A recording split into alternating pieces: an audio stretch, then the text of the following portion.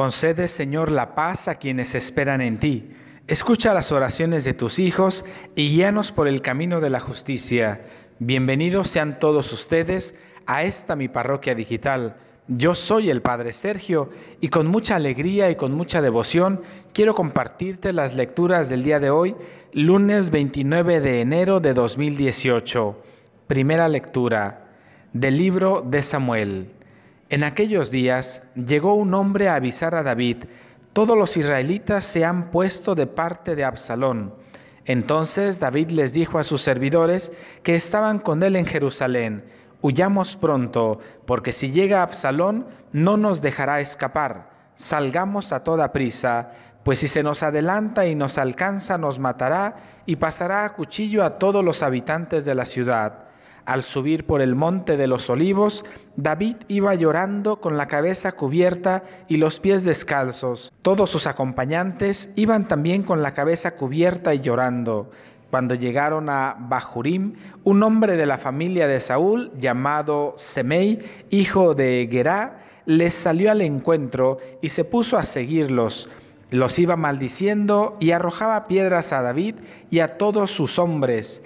El pueblo y los soldados se agruparon en torno a David. Semei le gritaba: «Fuera de aquí, asesino y malvado. El Señor te está castigando por toda la sangre de la casa de Saúl, cuyo trono has usurpado. El Señor ha entregado el trono a tu hijo Absalón y tú has caído en desgracia porque eres un asesino». Abisai, hijo de Sarbia, le dijo entonces a David: «¿Por qué se ha de poner a maldecir a mi señor ese perro muerto? Déjame ir a donde él está y le corto la cabeza». Pero el rey le contestó: «¿Qué le vamos a hacer? Déjalo, pues si el Señor le ha mandado que me maldiga, ¿quién se atreverá a pedirle cuentas?». Enseguida David dijo a Abisai y a todos sus servidores: «Si mi propio hijo quiere matarme, ¿con cuánta mayor razón este hombre de la familia de Saúl? Déjenlo, dejen que me maldiga, pues se lo ha ordenado el Señor. Tal vez el Señor se apiade de mi aflicción y las maldiciones de hoy me las convierte en bendiciones mañana». Y David y sus hombres prosiguieron su camino. Palabra de Dios, te alabamos, Señor. Al Salmo 3 respondamos alegremente: «Levántate, Señor, y sálvame, Dios mío». Mira, Señor, cuántos contrarios tengo y cuántos contra mí se han levantado. Cuántos dicen de mí: ni Dios podrá salvarlo. Todos: «Levántate, Señor, y sálvame, Dios mío». Mas tú, Señor, eres mi escudo, mi gloria y mi victoria. Desde tu monte santo me respondes cuando mi voz te invoca. A todos: «Levántate, Señor, y sálvame, Dios mío». En paz me acuesto, duermo y me despierto, porque el Señor es mi defensa. No temeré a la enorme muchedumbre que me cerca y me acecha. A todos: «Levántate, Señor, y sálvame, Dios mío». Aleluya, aleluya. Un gran profeta ha surgido entre nosotros. Dios ha visitado a su pueblo. Aleluya, aleluya. Que el Señor esté con ustedes. Proclamación del Santo Evangelio según San Marcos.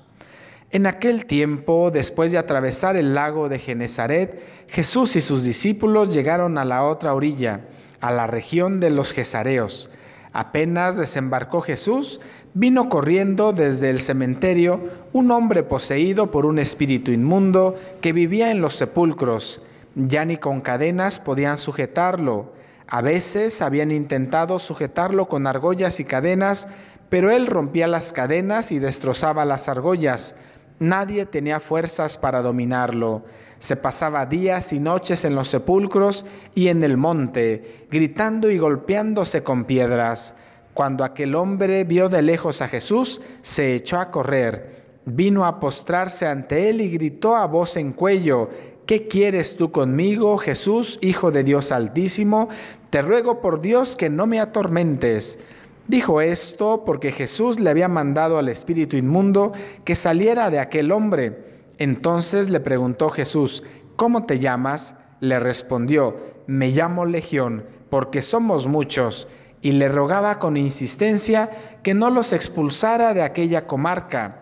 Había allí una gran piara de cerdos que andaba comiendo en la falda del monte. Los espíritus le rogaban a Jesús: déjanos salir de aquí para meternos en esos cerdos, y él se lo permitió.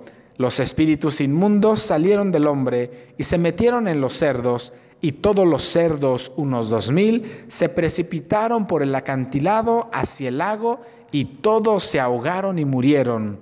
Los que cuidaban los cerdos salieron huyendo y contaron lo que sucedió en el pueblo y en el campo. La gente fue a ver lo que había pasado. Se acercaron a Jesús y vieron al antes endemoniado, ahora en su sano juicio, sentado y vestido. Entonces tuvieron miedo. Y los que habían visto todo les contaron lo que había ocurrido al endemoniado y lo de los cerdos. Ellos comenzaron a rogarle a Jesús que se marchara de su comarca. Mientras Jesús se embarcaba, el endemoniado le suplicaba que lo admitiera en su compañía, pero él no se lo permitió y le dijo: vete a tu casa, a vivir con tu familia y cuéntales lo misericordioso que ha sido el Señor contigo. Y aquel hombre se alejó de ahí y se puso a proclamar por toda la región de Decápolis lo que Jesús había hecho por él. Y todos los que lo oían quedaban admirados. Palabra del Señor. Gloria a ti, Señor Jesús. No sé tú, hermano, hermana, pero a mí me sorprende mucho la fe del rey David. Él, siendo tan grande y tan poderoso, alcanzó a entender que se había equivocado. Alcanzó incluso a aceptar el castigo del Señor, que sin duda no era directamente de nuestro Dios, sino era consecuencia de sus acciones, consecuencia de las malas decisiones que había tenido. Lo que me sorprende y me maravilla es su capacidad de resignación, su capacidad de soportar con mucha tranquilidad y con mucha paz las cosas que estaba padeciendo. Cuánto me gustaría que yo pudiera aprender del rey David, y ojalá y tú también. Todos nosotros llega un momento en que la desgracia toca a nuestra puerta, llega un momento en que la enfermedad toca nuestras vidas o algunas otras cosas que nos lastiman muchísimo. Yo te invito, hermano y hermana, a que en vez de renegar de esas cosas, en vez de lamentarte y andar quejándote con todo mundo de lo mal que te va, intenta aceptarlas. Pídele a nuestro Señor que te conceda la fe que necesitas para saber que incluso a pesar de esas dificultades, de esas enfermedades, de esos tormentos, con la gracia de Dios vas a estar bien. Lo que necesitamos es más fe. Lo que necesitamos en realidad es aceptar pacientemente, con resignación y con esperanza, todas las cosas malas que llegan a nuestra vida. Porque imagínate, de por sí ya estamos sufriendo por esas cosas que nos están atormentando, pero aparte de eso le sumamos nuestra amargura y nuestro reniego y ese tipo de cosas. Vamos a sufrir el doble. Hermano y hermana, te invito a que no sufras el doble. Padece solamente una vez. Acepta con paciencia tus sufrimientos, acepta con fortaleza tu enfermedad, acepta con serenidad tu vida. Aparte, recuerda que no estás solo, estás con nuestro Señor. No te frustres, mejor acepta con paciencia y verás que todo será más fácil. Aprende del rey David. Para recobrar un poco más la paz, quiero seguir hablándote del perdón. Cuando oímos la palabra perdón, normalmente lo que acude a nuestra mente son personas individuales, no grupos. Sin embargo, el hecho de pensar en ciertos grupos de personas puede activar un fuerte deseo de venganza o castigo, de actuar violentamente. Esto sucede debido a la mentalidad que impera en la sociedad, a los prejuicios sociales que se transmiten en la educación. Las actitudes de superioridad se convierten en ideas equivocadas sobre otros grupos o países. Por ejemplo, un habitante de un país rico se cree superior a las personas de los países pobres, las mira como inferiores, como ignorantes, como incultas. En la historia de la humanidad ha habido sociedades muy racistas, creen que su raza es superior a otras. Por ejemplo, los alemanes de raza aria se creían superiores a los judíos y quisieron eliminarlos. En Estados Unidos, los hispanos son mal vistos en muchos lugares. En nuestros países son muy mal vistos los indígenas. Decimos, eres un indio, o nos quejamos de los prietos, o nos quejamos de los nacos, o nos quejamos de los homosexuales, etc. La hostilidad, el resentimiento y el prejuicio contra grupos enteros de personas pueden estar tan integrados en nuestra mentalidad que tan solo el hecho de pensar en ellos nos activa una reacción refleja de temor y distancia. Aun cuando jamás hayamos conocido a ninguna persona de ese grupo, tenemos ciertas creencias sobre quiénes son, cuánto podemos confiar en ellos y qué podemos esperar de ellos. La identidad de nuestro grupo nos ciega, impidiéndonos conocer real y completamente a personas de otros grupos diferentes, como dice Robin Castellan, como nos ocurre con nuestros enemigos personales. Cuando sentimos hostilidad o prejuicios contra un grupo en particular, el temor y la proyección dominan nuestra percepción y nos impiden ver quiénes y qué son en realidad esos enemigos. El prejuicio determina nuestras expectativas y experiencias, porque suponemos que cada persona de un grupo determinado se va a comportar de cierta manera. Nos relacionamos con una abstracción y no con un ser humano individual. Te invito a que no pienses en grupos de personas, no taches a los demás por ser indígenas, por ser marginados, por ser de color de piel. No, piensa en las personas y lo maravilloso que tienen en sus vidas. Perdonar a los grupos requiere estar dispuesto a ver más allá de las ideas preconcebidas, a ver de manera nueva a cada persona de ese grupo, es decir, a cuestionar las ideas que aprendimos y revisarlas constantemente. En cuanto a la religión, la historia es testigo de innumerables conflictos entre diversas religiones y también al interior de una misma religión. Recordemos las disputas entre los católicos y los protestantes y recientemente las diversas sectas que existen en nuestros países. También es importante realizar el perdón a ciertos grupos dentro de la Iglesia Católica.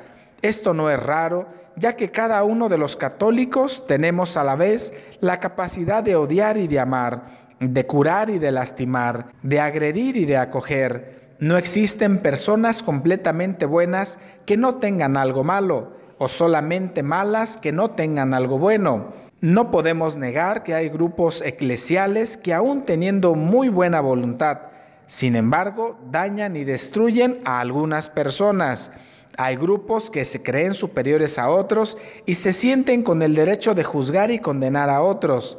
Se ven a ellos mismos como los jueces, como los buenos, los salvadores, y consideran a los otros como los malos, los que están causando un mal terrible a la iglesia y deben ser combatidos con energía y muchos recursos. Algunos grupos dañan a las personas al infantilizarlas y decirles lo que Dios quiere para ellas, al amenazarlas con el castigo divino, al negarles la libertad de pensar por ellas mismas, al imponerles una imagen determinada de Dios, etc. Estas conductas son exactamente lo contrario a lo que hizo nuestro Señor Jesucristo, que ofreció con libertad a su Padre Abba, a su papi en una tradición al español, para que el que quisiera acogerlo libremente en su corazón lo hiciera. Jesús siempre ofreció como buena noticia a Dios y nunca lo impuso como el miedo. Invitaba a los que lo escuchaban a tener la experiencia de encontrarse con su Padre, que es como el papá del hijo pródigo y no como el de los fariseos. El daño causado por gente de la iglesia es más doloroso, pues es de quien menos espera recibir algo malo.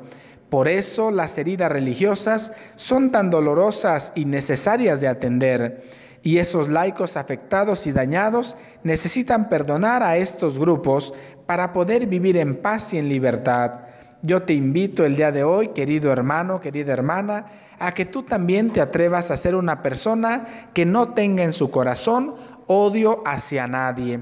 A mí me da muchísima pena y tristeza, realmente no sé qué decir, cuando se acercan a mí y me dicen: Padre, A mí me da miedo ir a la iglesia porque esa catequista se cree dueña del templo y me dice que yo no soy digna de estar aquí.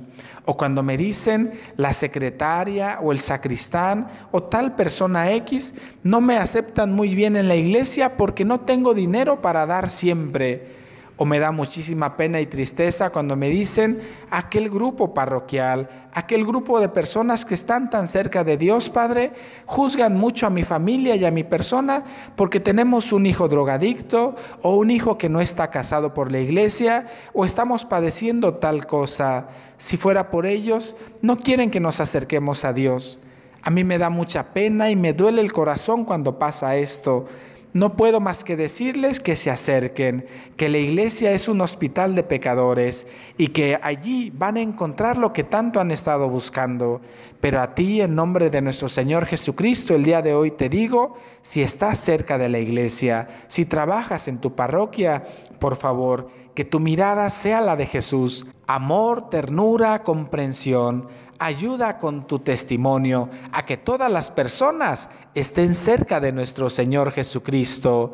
Vamos a terminar esta reflexión con una oración a nuestra Santísima Madre. Repite después de mí: querida y tierna Madre mía María, ampárame, cuida de mi inteligencia, de mi corazón, de mis sentidos, para que nunca cometa el pecado, santifica mis pensamientos, afectos, palabras y acciones, para que te pueda agradar a ti y a Jesús y Dios mío, y contigo llegue al paraíso. Jesús y María, denme su santa bendición.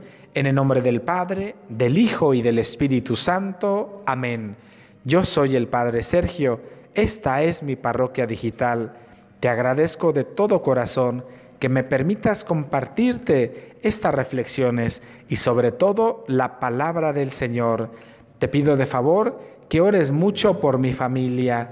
Yo no puedo estar con ellos, pero nuestro Señor sí. Y con tus oraciones, el Señor Jesucristo cuidará a mi familia que tanto necesitan de Él.